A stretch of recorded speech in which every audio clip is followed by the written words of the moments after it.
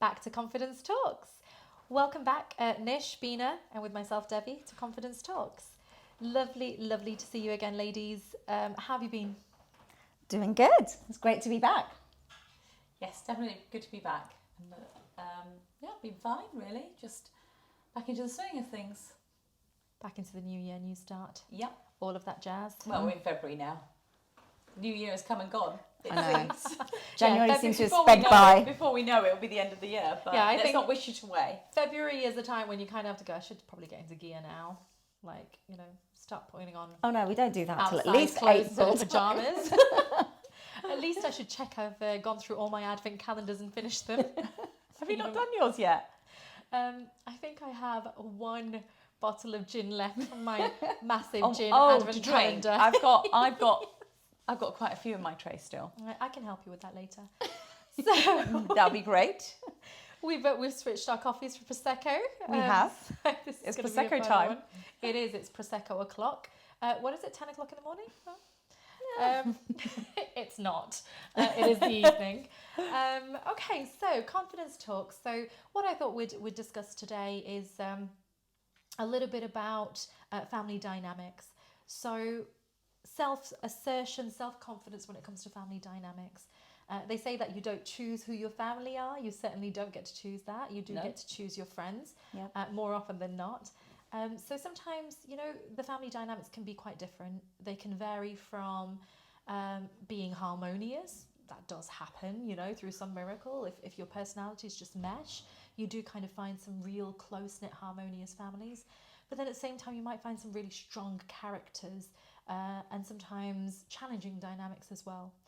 And as we know, we've talked about before in our previous talks, the experiences that we have at a very young age is what really builds that foundation, those building blocks for the kind of personality we tend to grow into, the belief systems we have, the values we have, and ultimately the self-confidence or lack of. So going back and looking into family dynamics a little bit, I thought would be really interesting.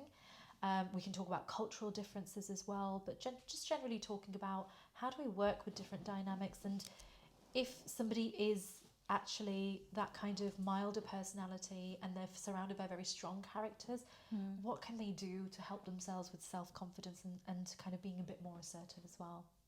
So I suppose the first thing I like to start off with before going into anything is to get your views, because the whole point is we each have our own independent views and opinions, and they matter, and we respect each other's views as well.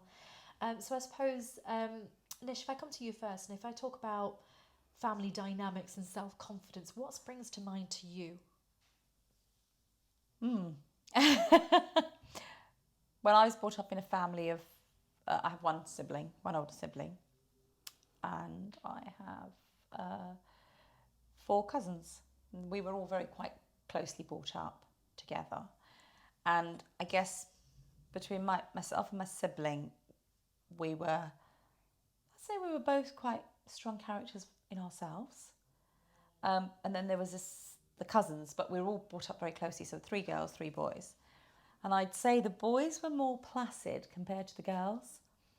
3 girls with out of the 3 girls, the 2 of us had very strong characters. Quite confident, knew what we wanted. And I'd say the boys got a bit left behind, actually. But the dynamics when we were all there was great, but it was the attention of our grandparents. And, one thought that she was the favourite, or the other one thought that he was the favourite. And we all used to sort of, I guess it was seeking the attention of our grandparents a lot. And one of them always won. She always got what she wanted, which kind of left us feeling a little bit like, this isn't fair. How did she do that? She was just a really strong character. She just managed it, got the attention, got what she wanted. She was the one that actually stayed with the grandparents, even after her parents left London to go and live in another city. She stayed behind. And yeah, she I don't know, I couldn't tell you how she did it.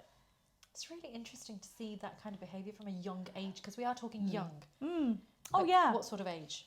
Oh, gosh. I mean, we're talking about So she was 3 years younger than me. So yeah, from like five onwards. Oh, Gosh, so wow, from okay. 5 years old, you've got those personality traits already coming out. So Yeah.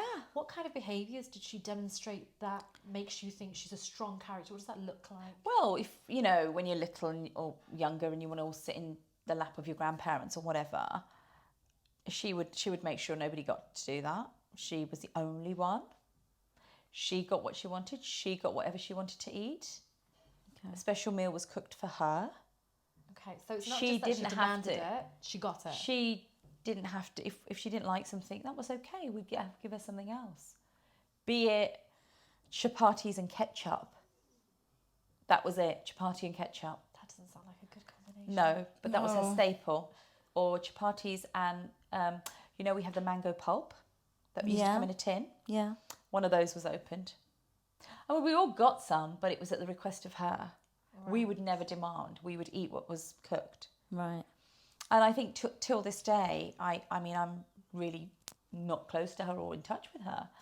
But she did what the hell she wanted. She wanted to go to school one day. She did. If she didn't, she didn't. It was okay. I mean, that I would say is a fault of the parent a bit. But she got away with it. She just got away with it.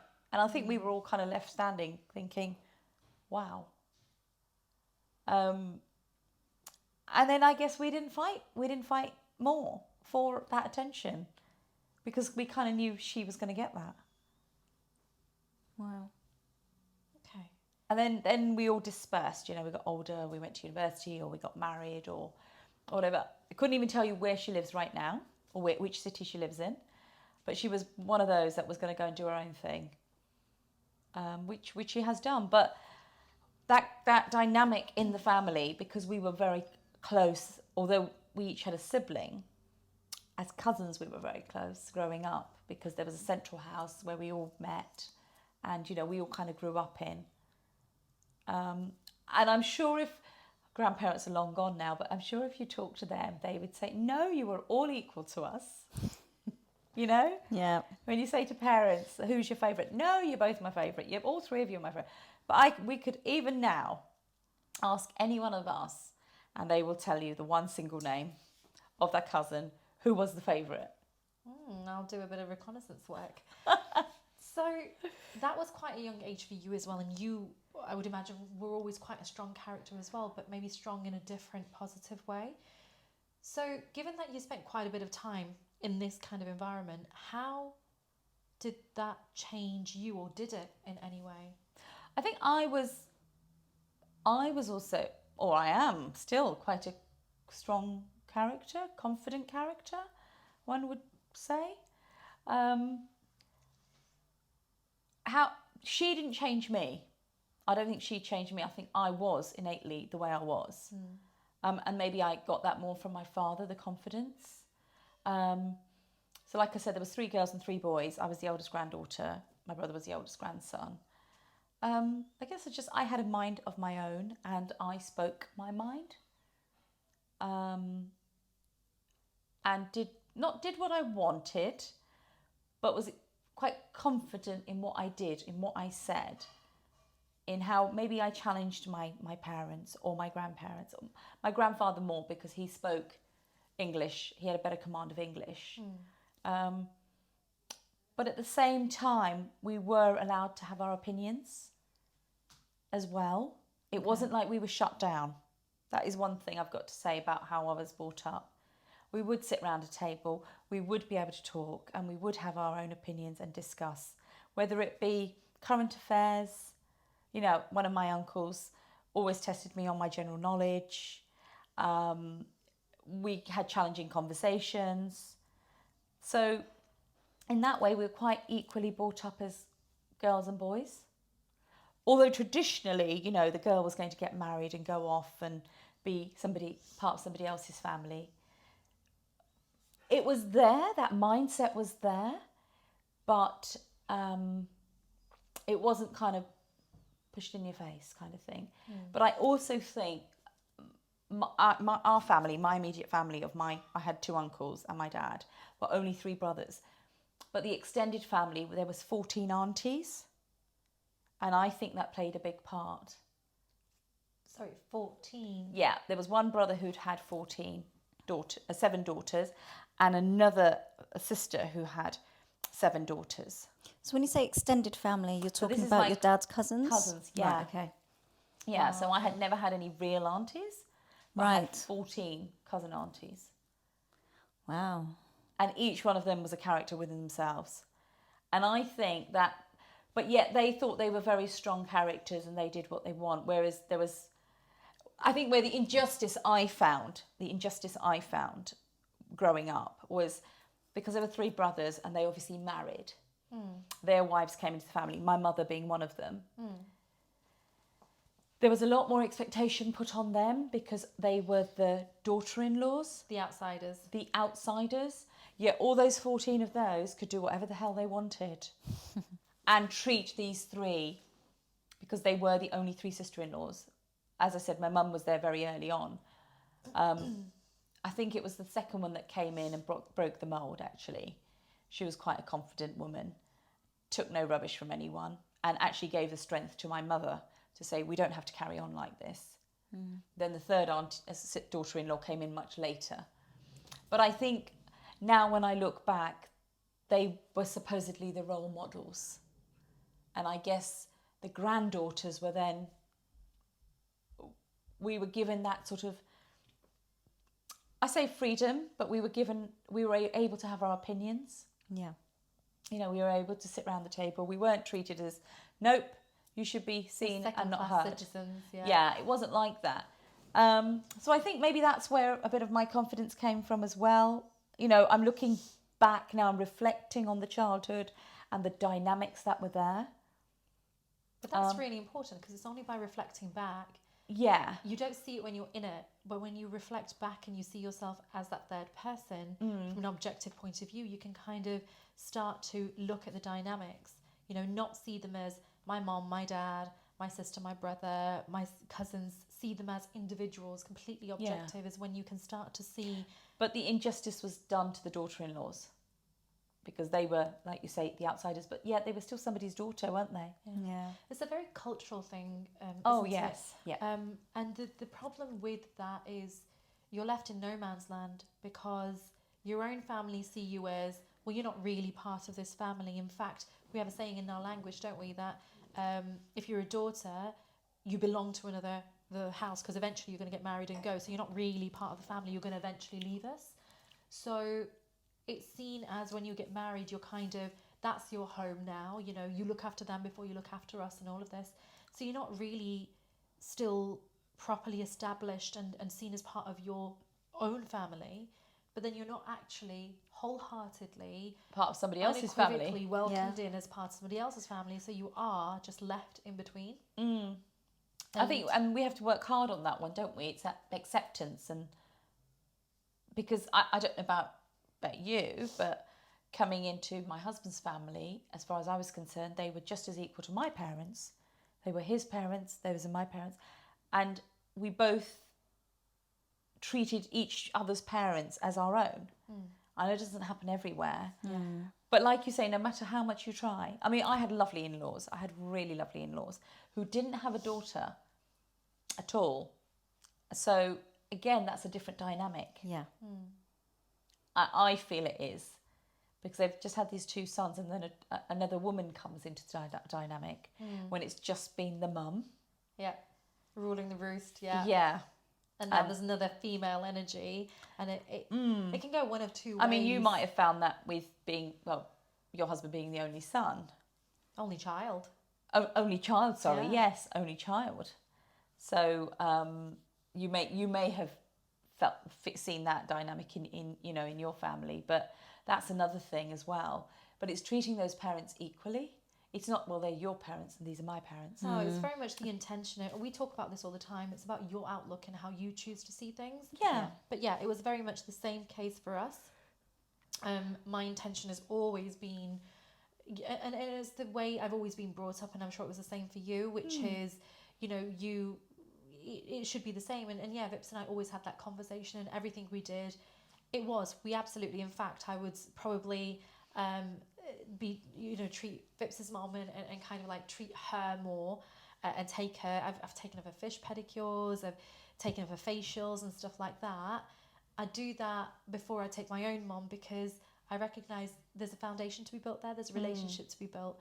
So it's part of kind of the bonding process. But yeah, absolutely, it was always a case of seeing them as equal, and sometimes actually more, because you have to put that work into the foundations. But you're absolutely right. Sometimes the right words are said in, I'm generally talking about kind of in our culture, this happens a lot, and it might happen in other cultures. I'd love to learn more about it. But the right words are said, your daughter's our daughter, and but if you look at the behaviours, Oh yeah. no, there definitely is a difference. And yeah, you've then got, so already in your own family, you might have different dynamics, stronger personalities and things like that developing.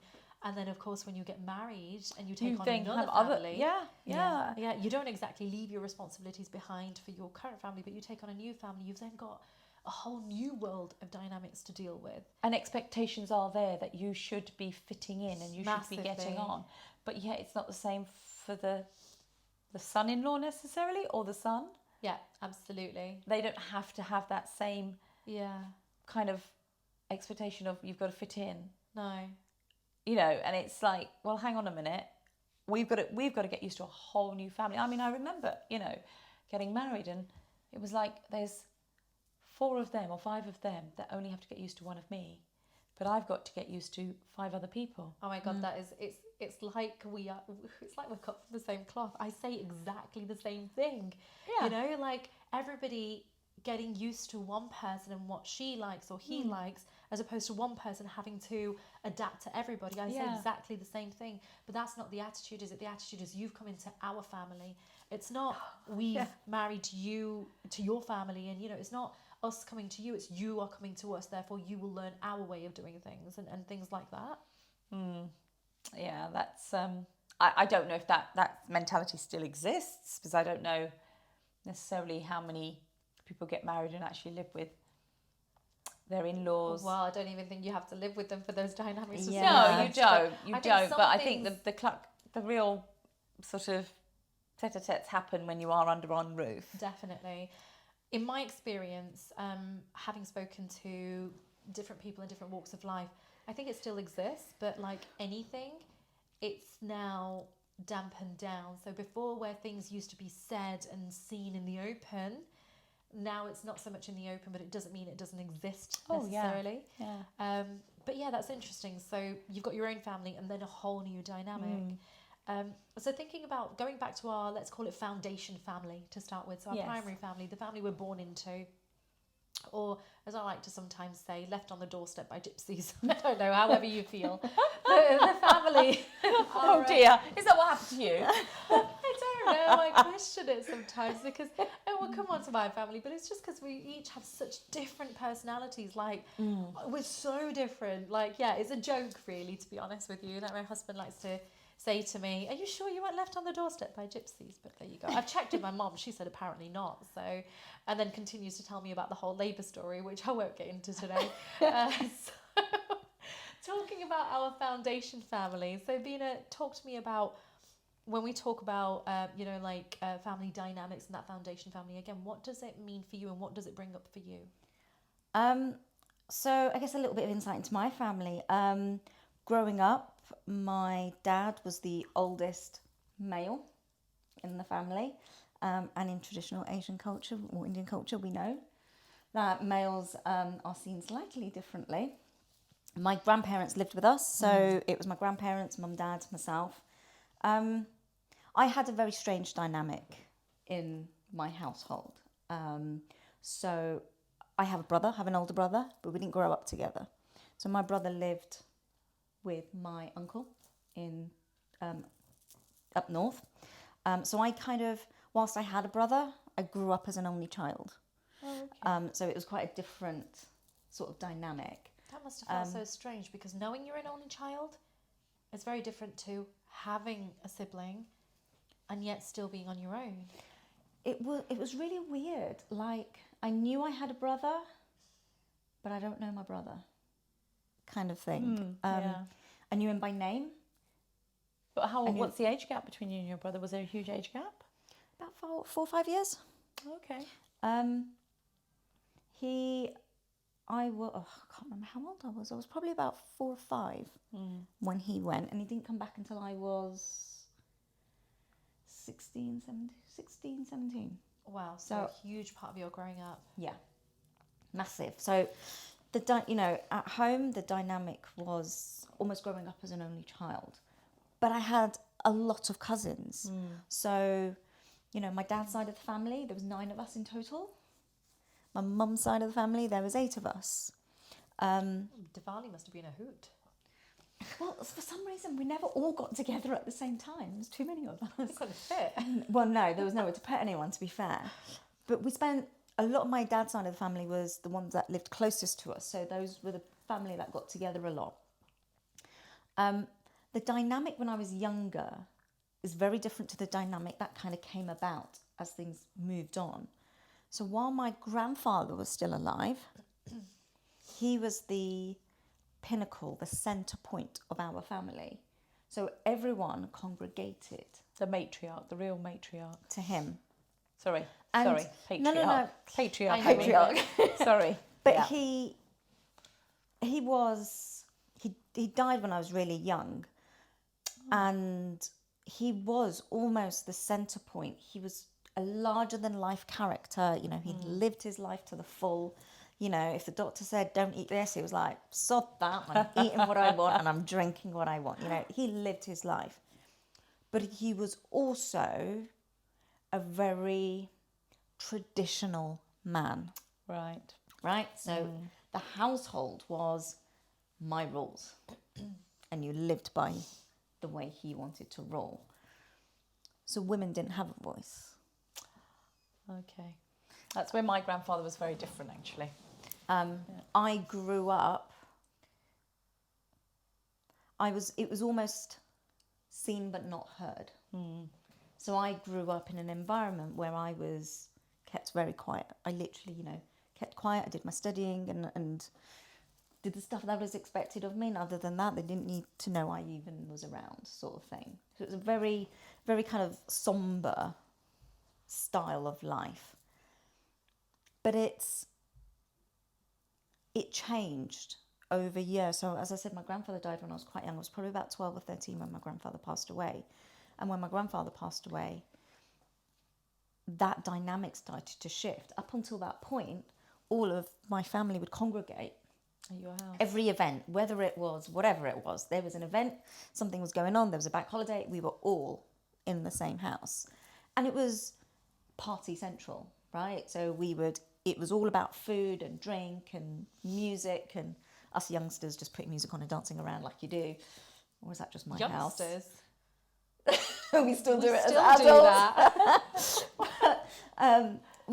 It was just lovely because we were all Yeah. together, right? But then when my grandfather passed away, that just kind of stopped. And I think that was the bit when I realised that actually maybe the closeness I thought we had as a family didn't exist. It was there out of, Duty. duty. It could be duty. Another point of view is there was no leadership left. It could be that they wanted to, but there wasn't anybody interestingly- to Did your lead dad, it. was your dad the oldest of? Yeah. So my dad's got another brother and 2 sisters. One sister's older, one sister's the youngest. And whilst they would still come round, they'd come and see my grandmother. There wasn't this kind of get together for parties and that sort of stuff, because my grandfather was the one that was like, we're having a party, right? That's Whatever I mean, we're doing. taking the lead. Yeah. Right? Yeah. My dad was not that way inclined. I mean, he liked having family together, but he probably wasn't But he pushing wasn't it one organising much. it or But there was inviting. some stuff that he kept. Like, my grandfather's one rule was we all ate the dinner table together. When he passed away, that went. Only, like, my dad would work late, so we'd all eat without him. And so it started the breakdown of what the dynamic was. So it shifted through my childhood. And, like you, we all grew up, and people kind of, went to university and kind of spread out and all the rest of it. And whilst we all talk and we still get together occasionally and stuff, It's not the same, is it? So I had that on my No. mum's side, very, very, very close knit. And then as people got married and new wives came in, and yeah, it all changed. People got married abroad. well, my mum's side of the family are all up north. Well, apart from one of my mum's sisters, who lived on the other side of London, everyone else was up north. So I never really got to know them or spend a huge amount of time with them. So we never built that relationship as cousins. As adults, we now try to. So, you know, we all went away for a like long weekends with them, their spouses, children, etc. We're starting to build those relationships. As adults, it's probably now more real because Yes. you're choosing to do it. Yes. Whereas as children, you're almost kind of forced together. But it's weird. I always thought I would be closest to my dad's side of the family because of the way we grew up. And the reality is, You know. I'm really not. So it's a strange dynamic.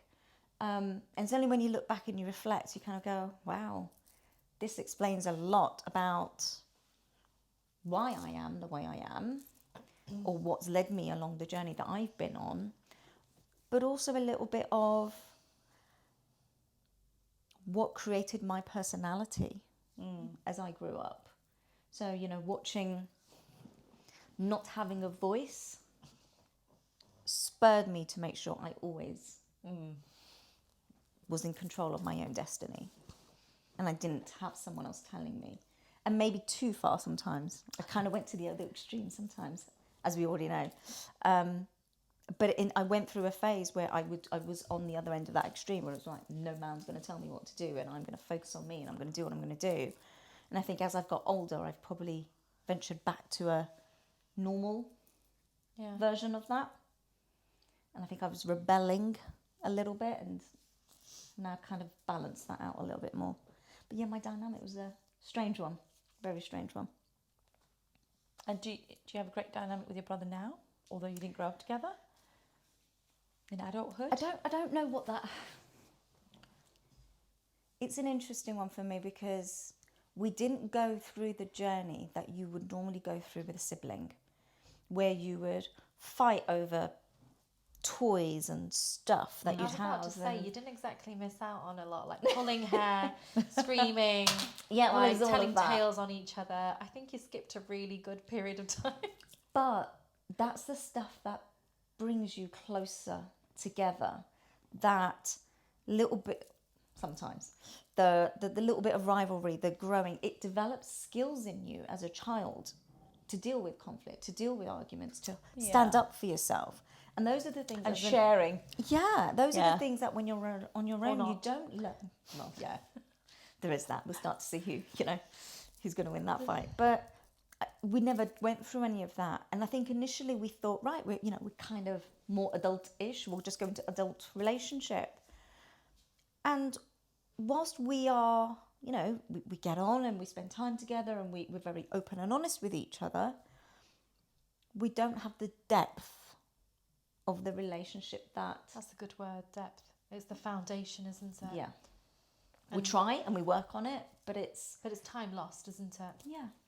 And I think there's pros and cons to it, like the pro is, like you said, you're choosing every step you now take. It's a choice. Yep. And it's with intent, and it's because you want to build a strong foundation. It's never too late to build a foundation, absolutely. but it is starting at that point. Yeah. Yep. Yeah.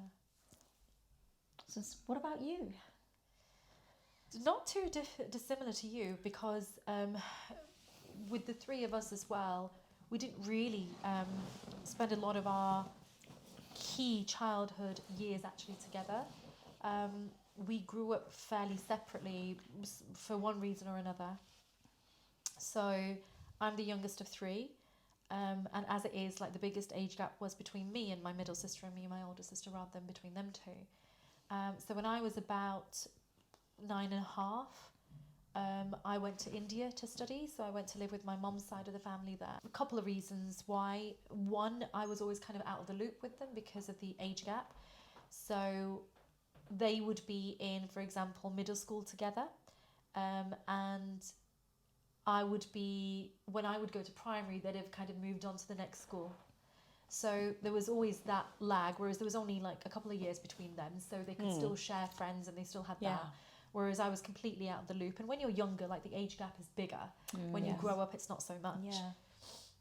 So I just find I had a very lonely childhood up till that stage, because as I mentioned before, I come from a very humble upbringing. My parents had to both work. I had imaginary friends. They're the best. They don't argue with you or anything. So yeah, they share all their food with you. So yeah, it just got to a point where my mom could see my intelligence and everything and things like that just being wasted. So she did involve me in the decision making, but basically I went to India and I lived there for 6 years and studied there. So first in a boarding school and then with my grandparents. So during the time I was there, I would only come back to England every 2 years for a vacation, basically. Okay. So every 2 years I'd come back. So I'd only ever see my dad once every 2 years for about 3 weeks. And then I'd go back, which was really difficult, to be fair, because I've always been a daddy's girl. You know, as much as I'd tell mum otherwise when she used to ask me in secret, like I've always been a daddy's girl, you know, being the youngest as well. We had a shop. I remembered I loved going to Cash and Carry. Remember those places? Oh gosh. I loved going to the Cash and Carry with him and standing on the trolley while he'd swing me about, and you know, and then we'd get like a naughty portion of chips on the way home and chuck the rubbish outside before we go into the house. And you know, I love my dad and I've always been like really close to him, so it was really difficult not seeing him for that length of time. It's difficult in general, but that's just another story for another time. What it did mean, however, is and then over in here as well, my older sister kind of when she kind of like got to that age, she wanted to go out exploring the world a little bit on her own, so she was going through her own journey.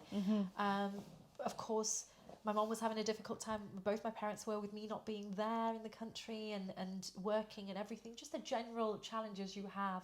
Of life. Yeah, exactly. And then kind of a disrupted unit as well. So we all kind of grew up a bit separate. I then came back when I was 16. So again, similar to you, you know, 9.5, 10 to 16, majority of your kind of foundation and your relationships and who you are, your beliefs, your values, all kind of there. Yeah. And I don't remember much before that, because all I remember is I used to argue like hell with them, especially my middle sister. Like I used to detest being sent as the errand girl everywhere. So I'd be sent downstairs to the shop to get things and bring it upstairs to the house. And I used to be scared of going downstairs alone. So I used to hate that I got designated as the runaround. And I just used to argue loads. And, you know, I used to like threaten them with telling tales and all that stuff as well. So I don't remember much from that age. But when I came back, essentially, really, they were like strangers to me. I didn't really know them, you know. And I think there was a bit of that between them two as well. So we kind of had to reset. And it's really difficult to do that at that age. And I am a believer like you in that the foundations weren't solid, you know, because we each had essentially quite a different upbringing during those years. You know, different experiences with life, you know, a different perspective on things. For that reason, all three of us are so different. You know, that's the one comment everybody always makes. One, how different we look. And two, like how different we are personality-wise. Because it's your experiences that mould you and shape you. And your environment. So we of course we have a relationship. I'd say it's probably more like, not so much maybe like siblings, but more like friends, you know. But what I'd love is to do more work on the foundation, because as I said, and having these conversations as well, I'm realising that it's never too late to go back and build those foundations. Because without a solid foundation in a relationship, you can't build on it. It's going to collapse. Do they feel the same? I don't know. You feel I you don't would like to, know. but is the feeling mutual from the other side? I would hope so. I suppose not everybody has the same level of thinking. Not everybody has the same awareness of the situation they're in, how they are. All I can do is kind of have the conversation and see like what the views are. Because I certainly would like to... I'm a firm believer in anything I do, any relationship I have, how can I make it the best You know, how can I do it the best version possible? So it's just, how do we build on this and how do we make it stronger? Because I believe what our relationship is, what our dynamic is going to be, is going to set the groundwork for our children. Yes. You know, when we're Yes. not around, That's right. how they're going It's to true. connect with each other. And I don't think the older generation necessarily thought like that. They just assumed that everybody was going to get on, whether they were here just or bring not. everyone together and it's Yeah, going to do like it. going what back it to our needs to. grandparents and even our parents to an extent, you know. I mean, I got married quite young and sort of, obviously, I had my cousins, you know, the 6 of us, but after I got married, they were so young when I got married, so I didn't really see them. Only occasions if I went round. I mean, nobody actually came to see me, apart from my parents and my brother. Which in itself is actually a little bit hurtful, because Yeah, it's nothing but- to do with the age of older or younger. Yeah. It's to do with caring. Yeah. But I was very engrossed and in sort of full flow with my married life. And now, my youngest cousin is 36 or 37, who's now married with his own child, and we've kind of reconnected, you know, which is lovely, which is really nice. And obviously, you know, with his wife, who doesn't really know me. He didn't know me, but we've met a couple of times, and I think we're the sort of personalities that we would have become friends even if we weren't related. Yeah. You know, when I you just love that. meet somebody and you kind of know, wow, she's an amazing person. You know, even if she wasn't my little baby sister-in-law, Yeah. I'd still be friends with her. Yeah. And it's the same with my own brother's wife, but he doesn't live in the country and she doesn't live in the country. But we've always said, if we ever met outside of this relationship, we would have been friends. Yeah. But it's really, I mean, I love the fact that I've been able to reconnect with my youngest cousin, you know, who was really young when I got married. He was still at junior school, most probably, you know, but he's gone through his education, his career, successful guy. And it's just so nice that we can now reconnect. Obviously, my boys are older, but they've got this baby cousin who they dote on, you know, Yeah. and which I think is lovely. But I think, and I wouldn't say that it was the parents that have helped that relationship. I think they just assumed, oh, well, they're cousins, they're always going to be there. But I don't feel that was the case. Yeah. I think it's of our own accord that we've decided. It's like there's an assumption that just because you're family, you will always be Yeah. together. And, And the that's not- reality is that's not it's- true. Or Yeah. in some cases not, because people like to pass on politics Yeah. Yes. and their own views. Yeah. But what I do know about actually every person sat here is we've come out the other end and gone, actually, I'll make my own opinions, thank you. Yeah. Yeah. And I will see the world the way I want to see it, Yeah. and not the way you're showing me. Yeah. Absolutely. And I think that's really important to do, because I don't think anybody ever has bad intent when they're raising their children and raising their family. They don't have a bad intent, but they are clouded by their own judgments, and not Yeah. everybody has that same or the level. way they were treated, or, Yeah. you know, they've got to Yeah. pass that on. No, you don't, And it actually. depends where they are in their own personal journey. Maybe Yeah. they're not that self-aware or at that point to be able to be balanced, as we've talked about before, in their view of life. So what they're passing over is that onto the next generation. So it's really Yeah. important, and it doesn't matter what age you are. This is a bit of a bugbear of mine. Just because you are born in years earlier than me and you're older than me, that does not mean you can command respect. Yep, Respect agreed. is not something you Agreed. get because you are older than me in age. Yeah. Respect. That's a very Asian, in our Indian culture. That's a very. I'm sure it's big across thing. other cultures as I don't well. think it's. Do you think that's the case in the British culture? Not necessarily. I It don't know. depends on the. I think again, respect is there for each other, but I don't No, know I that don't hierarchy. think it's. No, I don't think it's I'm- based on age. I think it's based Yeah. on earning and keeping Yeah. Yeah. respect. Yeah. Whereas ours is very hierarchical. Definitely. You know, Yeah. I'm older than you, Yeah. or you know, Which, frankly, is a very lazy attitude, because what it means is I don't have to work for this. I will just command it and I should get it. But here's Yeah. the trick: if you have to command respect, you never had it in the first place. you never had it and you're never going to have it. Yeah. If you have the right attitude, you will naturally be respected by Yeah. people, and exactly. you will never have to work hard to keep it Yeah. because it's there. But yeah, so I think it doesn't matter what age you are. It's it doesn't mean that other people are right and you're wrong. It is worth looking at yourself, looking at just because you're in a family dynamic, it doesn't mean you have to share the same views and opinions of those around you. Isn't the beauty of it to have, as you said, different views and different opinions, and be able to respect each other's views and opinions and offer a different perspective? You know, there doesn't have to be a right and a wrong. There can just be different ways.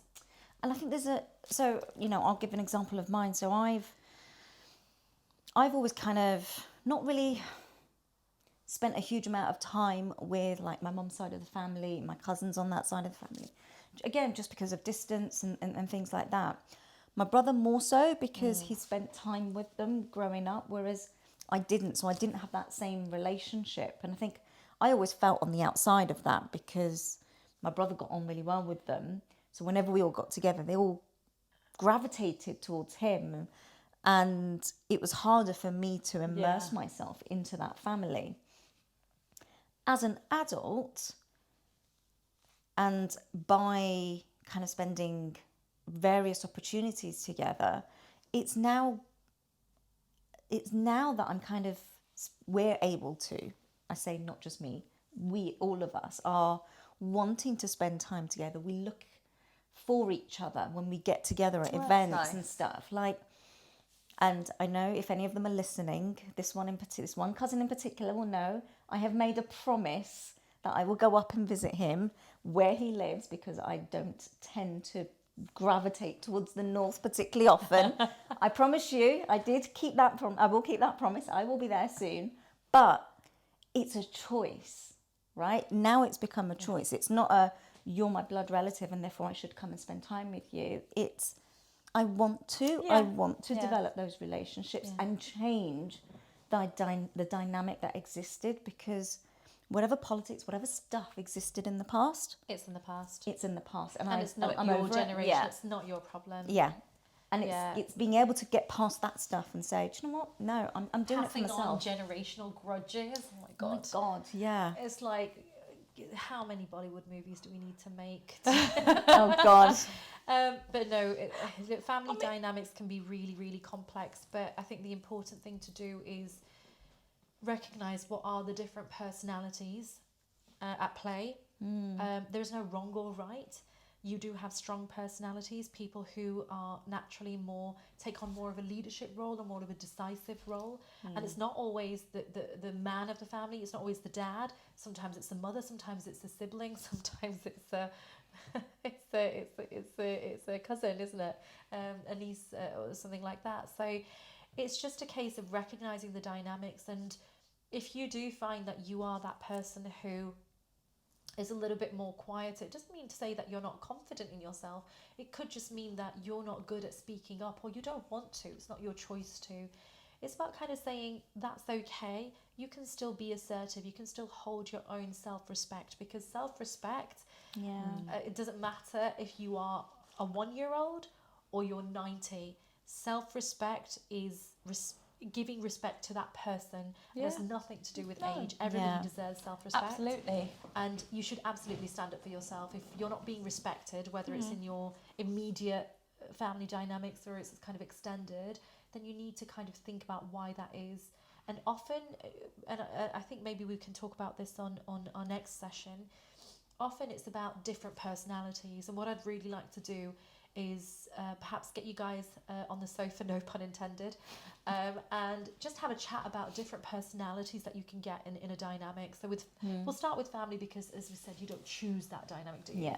So we can talk about that and the different personalities that you actually get, and how you can actually work with these different personalities.